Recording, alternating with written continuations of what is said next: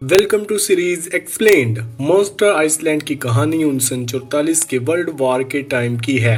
एक Japanese help ship अपने prisoner of war को जापान ले जा रही होती है ताकि उनसे मजदूरी करवाई जा सके। ज्यादातर प्रिजनर्स अलाइंड फोर्स के होते हैं, लेकिन एक बंदा अलग होता है। उसका नाम होता है साइतो। साइतो खुद भी जापानी आर्मी का सोल्डर होता है, लेकिन उसने अपने कैप्टन का हुक्म मानने से इनकार कर दिया था क्योंकि उसे लगा था कि अगर वो हुक्म मानता तो उसके साथी सोल्जर्स मारे जाते।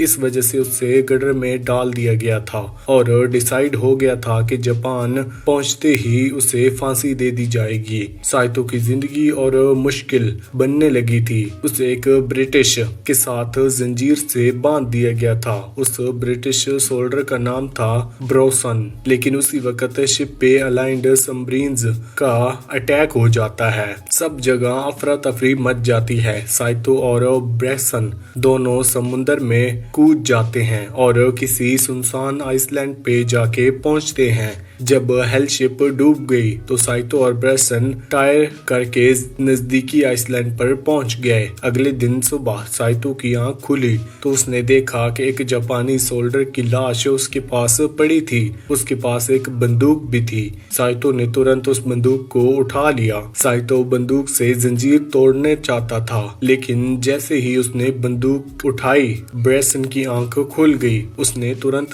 समझा कि साइतो उसे सोते वक्त मारने की कोशिश कर रहा है। दोनों अलग अलग दुश्मन मुल्कों से थे और नेचुरली उन्होंने एक दूसरे को दुश्मन समझा। सिचुएशन के मुताबिक दोनों के बीच झगड़ा हो गया। तभी अचानक ब्रेसन को किसी ने समुद्र की तरफ घसीटना शुरू कर दिया। कोई अजीब सी शक्ति थी जिसने उसे खींच रही थी। साइतो ने तुरंत उस क्रिएचर पे गोली चला दी और वो चीज भाग गई। उन्होंने उस मॉन्स्टर को क्लियरली नहीं देखा, लेकिन समझ गए कि वो बहुत खतरनाक है। साइतो मेंटली थक चुका था। उसने खुद को मारने की कोशिश की, लेकिन ब्रोसन ने उसे बंदूक छीन ली। फिर दोनों ने डिसाइड किया कि बंदूक और गोली अलग अलग रखेंगे।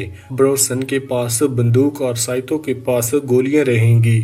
शुरुआत में लैंग्वेज उनके बीच एक प्रॉब्लम थी, लेकिन धीरे धीरे इशारों और इमोशन के जरिए वो बात समझने लगे। फिर तो लगा कि ये सिर्फ दो लोग बचे हैं, लेकिन आइसलैंड पे उन्होंने और भी जापानी सोल्जर की लाशें मिली। साथ ही कुछ कार्गो कंटेनर्स भी मिले जिसमें खाना पीना और जरूरी सामान था। उस रात उन्होंने क्रैब्स भुन के खाए और ब्रोसन ने कार्गो में से सिगरेट्स और कैफे मिलने पर खुशी मनाई। उन्होंने मिलकर अपनी जंजीर तोड़ दी और यही पहला पल था जब दोनों ने एक दूसरे पे भरोसा दिखाया। लेकिन जैसे ही वो सोने जा रहे थे उन्होंने आवाज सुनी। पता चला कि कुछ और जापानी सोल्जर भी जिंदा बच गए हैं और उनके साथ एक प्रिजनर भी है। साइतो ने ब्रोसन को छुपने को कहा और खुद उन सोल्जर से बात करने गया। उन्होंने झूठ बोला कि वो आइसलैंड पे अकेला है।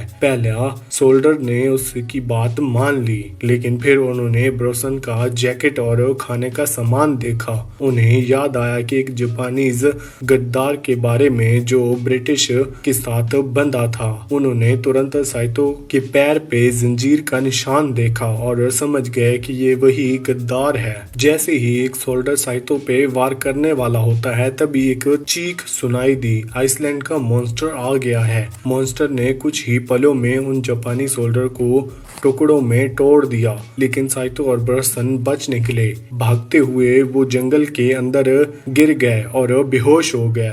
अगले दिन जब उनकी आंख खुली तो उन्होंने देखा कि वो अलग अलग हो चुके हैं और दोनों एक दूसरे को ढूंढने निकल पड़ते हैं। वो जो मॉन्स्टर उनका पीछा कर रहा था उसका असली नाम था ओरागन इलकन। मेले और इंडोनेशियन लैंग्वेज में इसका मतलब होता है फिशमैन। जैसे नाम से समझ आता है, ये क्रिएचर आदमी और मछली का मिला जुला रूप है जो इस आइसलैंड पे रहती है। उनके लिए इंसान सिर्फ एक खतरा नहीं बल्कि दुश्मन थे।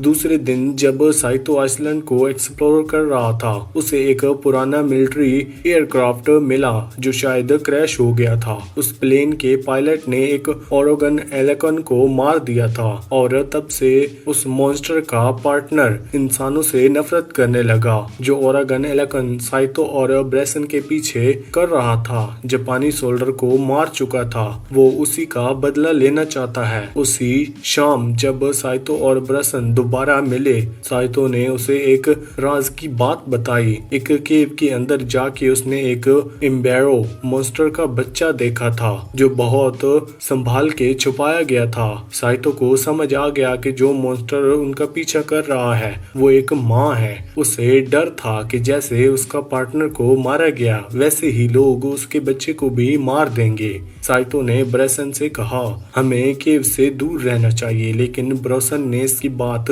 नहीं मानी। उसका कहना है कि अगर उन्होंने आइसलैंड पे जिंदा रहना है तो उन्हें देखना होगा कि वो डोमिनेटेड हैं। ब्रेसन ने सजेस्ट किया केव को उड़ा दें ताकि मॉन्स्टर उनसे डर के भाग जाए। उसने भी वही मिलिट्री एयरक्राफ्ट देखा था और उसमें से कुछ सप्लाईज कलेक्ट किए थे। उसने नोटिस किया कि उस प्लेन में एक मिसाइल था। ब्रेसन ने कहा कि उसी मिसाइल का यूज करके केव को उड़ा दिया जाए। साइतो पहले धीरा था, उसे डाउट था, लेकिन आखिर में मान गया। सच ये था कि जब तक ओरेगन जिंदा थी उनका सुकून से रहना नामुमकिन था। साइतो और ब्रेसन ने मिलके एक्सप्लोजिव केव तक ले जाने लगे और उसका प्लान बनाया। साइतो ने कहा कि वो पीछे रुककर ब्लास्ट करेगा। वो जिंदगी से हार चुका था और अगर ब्रेसन नहीं होता तो शायद कब का खुद को मार चुका होता। लेकिन प्लान बीच में ही फेल हो गया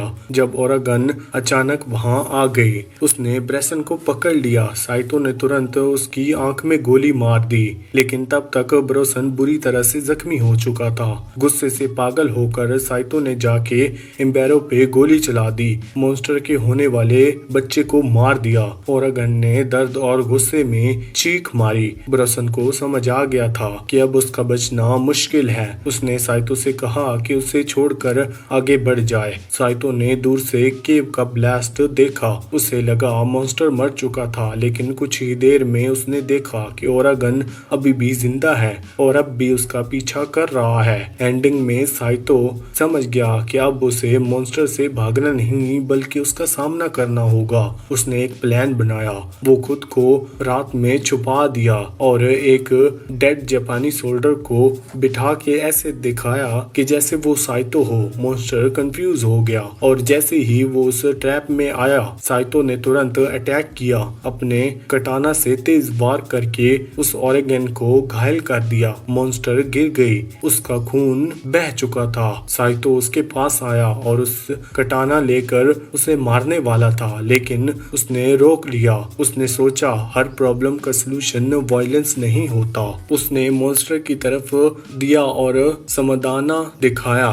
साइतो जानता था कि ओरेगन सिर्फ अपने परिवार के लिए लड़ रही थी, जैसे वो खुद अपने साथियों के लिए लड़ा था। उसने डिसाइड किया कि अगर वो दया दिखाएगा तो मॉन्स्टर भी शायद उसे हर्ट नहीं करेगा, और यही हुआ। मॉन्स्टर ने साइतो को नहीं मारा, वो चुपचाप चली गई। ये सीन बताता है कि जंग का कोई फायदा नहीं होता। साइतो ने मॉन्स्टर को जिंदा छोड़ दिया। ये दिखाया कि अगर जरूरत हो तो लोग और मॉन्स्टर साथ जी सकते हैं बिना एक दूसरे को खत्म किए। साइतो ने एक फ्लेयर शूट करने की कोशिश की, शायद मदद बुलाने के लिए, लेकिन वो काम नहीं किया। एंडिंग में दिखाया गया साइतो यूएसए नेवी रेस्क्यू कर लेती है। जब वो यूएस फल्चर शिप पे चढ़ता है, एक अमेरिकन ऑफिसर उसे ब्रेसन के बारे में पूछता है। साइतो कहता है वो एक ब्रिटिश सोल्जर था जो उसके साथ आइसलैंड पे था और उसका अच्छा दोस्त बन गया था। ये जवाब सुन के ऑफिसर हैरान हो जाते हैं। फिर वो साइतो से पूछते हैं कि उसे हेल्थ शिप में क्यों रखा गया था। साइतो बताता है कि उसने अपने कमांडिंग ऑफिसर को मार दिया था क्योंकि वो अपने सोल्डर को बेकार में मरने नहीं देना चाहता था। क्योंकि अब जापान ने सरेंडर कर दिया था और ब्रिटिश जापान को कंट्रोल कर रहा था, साइतो को कोई सजा नहीं मिली। और जब ऑफिसर उससे पूछते हैं कि आइसलैंड पे कोई और जिंदा है, साइतो कहता है नहीं। वो झूठ बोलता है है, क्योंकि अगर उसने ओरेगन के बारे में बताया तो इंसान उस मॉन्स्टर को मार देते या उसे एक्सपेरिमेंट के लिए पकड़ लेते। साइटो ने मॉन्स्टर की रिस्पेक्ट और एम्पैथी दिखाई। उसने सोचा अगर वो मॉन्स्टर के साथ शांति से रह सकता था तो उसे दुनिया से बचकर रखना ही बेहतर होगा। इसी के साथ इस मूवी का एंड होता है। वीडियो अच्छी लगी हो तो वीडियो को लाइक करके चैनल को सब्सक्राइब लाजमी करना। Thanks for watching.